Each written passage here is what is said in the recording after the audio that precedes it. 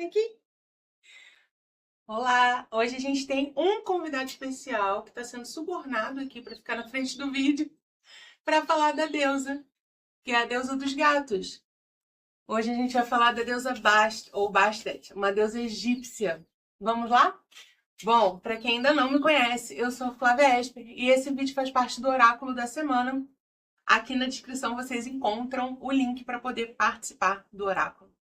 Bom, uma das deusas sorteadas hoje foi a deusa egípcia Bast, ou Bastet, que é uma deusa que tinha cabeça de gato e em alguns momentos, principalmente à noite, ela também era representada como uma gata, né? Cabeça de gata, na verdade, não de gato. Bom, então quem era a deusa Bast? Antes de continuar, eu vou pedir para vocês curtirem o vídeo, seguirem, se inscreverem no canal, essas coisas, que isso realmente ajuda e é importante. Então vamos lá. Bastet, ou Bast, era filha de Ra, o deus Sol, e irmã de Sekhmet, que era uma deusa com cabeça de leão. Em algumas versões, dizem que ela era Sekhmet e se transformou em Bast, mas na maioria das versões elas eram irmãs e tinham quase que uma complementaridade uma da outra. Quando Bast surgiu lá muitos e muitos e muitos anos antes de Cristo, ela tinha uma cabeça de leoa e era uma deusa um pouco mais feroz. Depois, ainda, sei lá, 1500 anos antes de Cristo, em algumas fontes, em outras fontes mais, com a introdução dos gatos no Egito, a domesticação, que na verdade não foi uma domesticação, foi quase uma parceria ali entre os gatos egípcios, ela começou a ser apresentada cada vez mais com a cabeça de gata e hoje em dia é assim que ela é representada. E ela ganhou um aspecto menos feroz, menos selvagem e mais voltada para os símbolos da maternidade, do prazer, da música, da alegria, da brincadeira, da proteção, da fertilidade, né? Então, ela, junto com a sua irmã Sekhmet, que tem ali a cabeça de leão e é uma deusa extremamente feroz, voraz, é como se elas representassem ali a dualidade dos felinos. Para quem não sabe, os gatos eram extremamente importantes no Antigo Egito, eram animais sagrados, matar um gato podia levar a pena de morte. E isso tem uma explicação, isso não veio do nada. Os gatos, eles afastavam os ratos, comiam os ratos, na verdade, né? Que comiam, por sua vez, os cereais. Então, eles protegiam a alimentação dos egípcios. Eles protegiam os cereais, os grãos, de serem comidos pelos ratos. E também eles afastavam as serpentes. Né? O tempo de reação de um gato, tem até um vídeo outro dia na rede social do gato com uma serpente. O tempo de reação dos gatos é mais rápido que o tempo das cobras. Né? Então eles também espantavam ali as cobras. Inclusive, numa das histórias mais conhecidas de Bast, ela era a deusa que acompanhava o pai, o deus Sol, na sua travessia pelo céu durante o dia e ela o protegia, né? Assim, o sol. Em muitas mitologias tem a figura de um deus sol que caminha pelo céu, simbolizando ali um movimento que a gente daqui da Terra vê, né, do sol, essa ilusão de ótica de que o sol está se movendo. E durante a noite, ela transformada em gato protegia o pai, o deus Sol Ra, enquanto ele transitava pelas sombras, pelo submundo. E protegia de quem? Justamente de uma serpente, se eu não me engano era Apophis, alguma coisa assim o nome.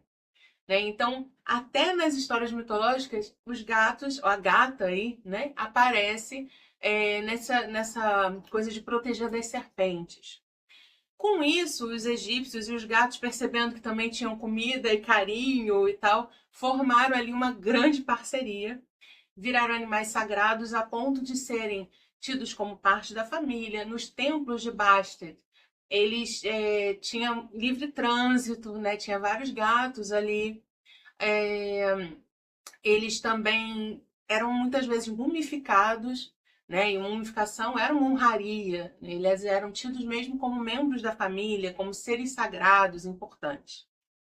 Tem uma história que eu não sei até que ponto é verdade, mas uma vez eu li uma história de que os persas descobriram que os egípcios tinham essa adoração pelos gatos e que era proibido matar gatos, e por conta disso teriam usado os gatos na frente de batalha para que os egípcios não os atacassem. Não sei se isso é verdade, não deu tempo de pesquisar isso para esse vídeo, porque eu lembrei disso agora. É uma história antiga, assim, que eu escutei faz tempo.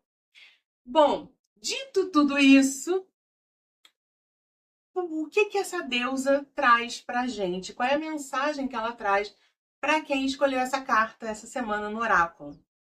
Bom, ela traz a proteção, a fertilidade, o prazer, o relaxamento, a música, a alegria, né? Então, quem convive um pouquinho com os felinos, né, com gatos principalmente, vê que eles têm um lado extremamente feroz, eles são exímios predadores, né? Saramago, o gato que vocês viram que eu diga, porque não pode entrar uma mosca nessa casa, que não dá tempo. Ele come em 2 segundos. Então, eles são excelentes predadores, mas eles também têm um lado de conseguirem relaxar, de conseguirem brincar, né? De ter essa leveza. O gato é um animal extremamente ágil e feroz, mas ao mesmo tempo extremamente relaxado, né? É aquele animal que às vezes está ali num sono aparentemente muito profundo, todo tranquilão, e aparece uma presa, ele já acorda, desperta e pega a presa e volta.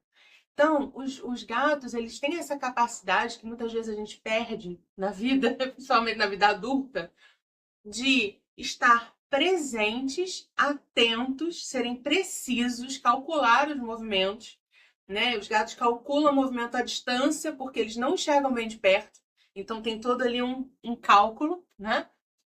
E ao mesmo tempo saírem desse estado de alerta para um estado de relaxamento. Eles conseguem fazer essa transição, eles conseguem brincar, eles conseguem relaxar, né? E isso é uma coisa que muitas vezes a gente perde nas demandas da vida, principalmente da vida adulta, né? Ou às vezes quando a gente passou aí por alguns traumas e tem certas crenças de que, perdão, de que descansar é vagabundagem, de que tempo é dinheiro, é preciso trabalhar o tempo inteiro. A gente às vezes esquece como é que se passa desse estado de tensão, e tensão é diferente de alerta, é diferente de atenção, né? Mas desse estado de tensão da vida moderna e das demandas e dos boletos para um estado de relaxamento. Às vezes a gente confunde isso com dormir, né? Dormir não necessariamente é relaxar. E relaxar não precisa ser dormir, né? Os gatos, eles brincam muito. Eles não dormem só, né? Também muito, mas eles brincam. Eles se alongam, eles têm um tempo deles. Então, para quem escolheu essa carta essa semana, como vai a sua capacidade de relaxar? Os seus tempos livres são realmente aproveitados? Você consegue ter um hobby, um lazer, né? E um lazer, algo que você faça, que você movimente o corpo. O lazer de um gato é brincar de caçar, então é movimentar o corpo, é correr, é pular, né? Como é que são os seus lazeres? Porque hoje em dia, muitas vezes, ou a gente dorme, ou a gente maratona Netflix, ou a gente fica no telefone, né? Não que isso seja errado, isso também tem seu lugar, mas o nosso cérebro, o nosso corpo também precisam ali de movimento e de lazeres e brincadeiras que sejam criativos. Então, como é que vai isso para quem escolheu aí essa deusa essa semana? De um outro lado também, como é que vai a sua relação com a brincadeira, com levar as coisas com leveza? O gato é um animal que nos ensina que não é preciso estar tenso para estar presente, concentrado, né? Às vezes a gente confunde manter um estresse, um estado de alerta com estar concentrado e presente. E o gato está ali, toda uma atenção quando ele está de olho numa presa, mas ele não está tremendo, piscando o olho de estresse, né? Tem ali um limite entre a tensão excessiva e a atenção à presença, e da mesma forma que ele sabe a diferença entre quando ele está caçando e quando ele está brincando, né? Será que a gente ainda lembra a diferença entre a seriedade, os momentos em que a gente precisa ser mais sério, concentrado, e os momentos em que a gente pode brincar, levar a vida com leveza? A gente consegue ainda sair, transitar por esses estados? Ou a gente fica preso como se estivesse eternamente ali caçando aquela presa? Então, Bastet ou Bastet é uma deusa que traz todo o lado da afetividade, do lar, da música, mas traz também esse lado do prazer e da brincadeira, do relaxamento, né? Dessa segurança ali que os gatos têm, apesar de serem também predados por outros animais, né? Gato, quem já teve gato, já conviveu, sabe que é um bicho que se assusta à toa, né? Ele também tem ali um estado de alerta, mas ele consegue relaxar e de repente estar pronto. Então, é um animal de grande presença. Hoje em dia a gente fala muito em mindfulness, né? Meditação mindfulness, etc. O que é isso? A meditação é esse estado, ela promove esse estado de presença. Quem vê um gato caçando, ou um gato brincando, ou uma criança brincando, né? Criando ali, eles estão presentes naquilo. Eles estão completamente concentrados naquele momento. Mas quando aquilo acaba, eles saem daquilo com uma facilidade incrível e vão para outra atividade. Né? Uma criança que está brincando que ela é um tigre, ela é um tigre naquele momento. Quando ela cansa e vai brincar de ser rei ou princesa ou rainha, ela sai e veste outro papel. Então, os gatos, eles têm essa flexibilidade também, que muitas vezes a gente perde, a gente vai enrijecendo. E isso também se reflete na forma como a gente leva a vida e na forma como a gente leva as nossas escolhas. Quando a gente vai enrijecendo, né, e a gente não consegue sair de uma brincadeira e entrar em outra, e a brincadeira é coisa séria, uma criança brincando, ela está presente, ela está concentrada, né? Quando a gente vai endurecendo, enrijecendo e perde isso, tudo vira uma questão de vida ou morte. Fica muito difícil, às vezes, fazer uma escolha, porque é como se uma escolha fosse uma coisa tão séria que eu vou ficar aprisionada daquilo pro resto da vida. E aí, ou eu não escolho, ou eu escolho e fico pensando no que eu não escolhi, ou eu escolho, vivo aquilo e acho que perdi muitas coisas. Todas as escolhas envolvem perdas. Se eu escolho uma coisa, eu deixo de viver outra. Claro. Mas nada impede que, se essa escolha não der certo ou se eu mudar de ideia, eu posso mais para frente refazer minhas escolhas. E até escolher o que eu não escolhi antes, ou uma outra coisa que apareça. Né? Então, os gatos e a coisa da brincadeira traz também essa flexibilidade da gente poder não ficar tenso o tempo inteiro, saber quando estar atento e quando poder relaxar, e também essa coisa de entrar no jogo e sair do jogo. Bom, tem muitas outras coisas que a gente poderia falar aqui dos gatos, mas em relação a essa deusa, são mais essas questões que essa carta traz. Então, quem escolheu lá no nosso oráculo essa carta pode refletir sobre como é que anda o seu manejo aí de estresse, né? Você consegue relaxar? Quais são as crenças que você tem a respeito de relaxar e a respeito do trabalho ter de ser algo muito duro e pesado, né? Como é que estão essas crenças aí de que para ser sério precisa ser estressado?